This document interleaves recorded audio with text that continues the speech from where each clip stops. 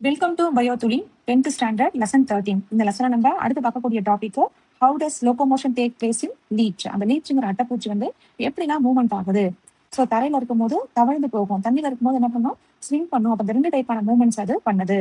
Locomotion locomotion in leech take place by looping or crawling movement. Second type of swimming movement. This type of movement is brought about by contraction and relaxation of muscle.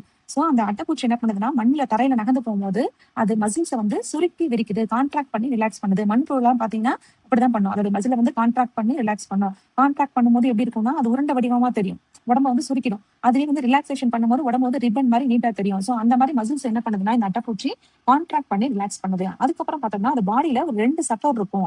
வாய்க்கிட்ட ஒரு சக்கரம், வால் பகுதி கிட்ட ஒரு சக்கரம் இருக்கும். இப்ப வந்து அது தரையில நகர்ந்து போகும்போது ஒரு சப்ஸ்டேட்டத்துல நகர்ந்து போகும்போது என்ன பண்ணும் அப்படின்னா ஃபர்ஸ்ட் அந்த வாய் பகுதியை வச்சு மண்ணுல இறுக்கமா பிடிச்சிக்கிட்டு அதோட பேக் சைடு இருக்குல்லையா வால் போர்ஷன், அது எல்லாத்தையும் உடம்ப சுருக்கும். மறுபடியும் என்ன செய்யும், வாலை டைட்டா ஒட்டிக்கிட்டு முன்பகுதியை ரிலாக்ஸ் பண்ணும். இதே மாதிரி கான்ட்ராக்ஷன் பண்ணி ரிலாக்ஸேஷன் பண்ணி அது மூவ்மெண்ட் ஆகும்.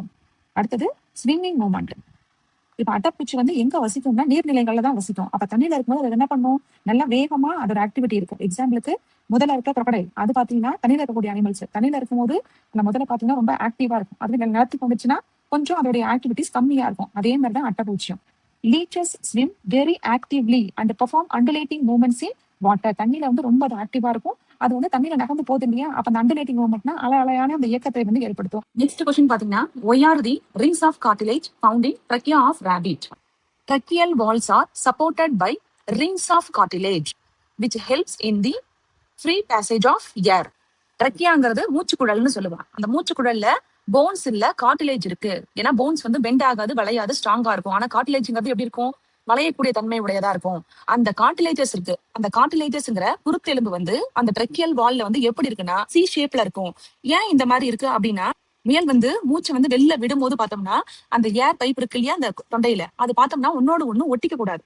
எப்போதுமே அந்த ட்ரெக்கியல் வாலுங்கிறது ஓப்பனிங்லேயே இருக்கணும். ஒன்னோட ஒண்ணு ஒட்டிக்காம இருக்கிறதுக்காக தான் இடத்துல வந்து போன் இல்லாம கார்டிலேஜஸ் இருக்கு. ஃபார் எக்ஸாம்பிள் ஒரு பலூன் எடுத்துப்போம், பலூனுக்குள்ள காத்து இல்லாதப்ப பலூனோட அந்த 2 லேயர் என்ன செஞ்சுக்கும், ஒன்னோட ஒண்ணு ஒட்டிட்டு இருக்கும். அந்த மாதிரி ட்ரெக்கியல் வால் ஒட்டிக்க கூடாது. அதுவே நம்ம காத்து ஊதுனதுக்கு அப்புறம் என்ன ஆயிடும், 2 லேயருக்கும் நடுவுல நிறைய கேப் வந்துடும். அந்த மாதிரி எப்போதுமே என்ன இருக்கணும்னா அது ஒட்டிக்காம காத்து வந்து ஃப்ரீயா உள்ள போயிட்டு வர்ற மாதிரியான அமைப்புல இருக்கணும். அதனாலதான் இந்த ட்ரெக்கியல் வால் வந்து கார்டிலேஜ்ங்கிற குருத்தெலும்பால உருவாயிருக்கு.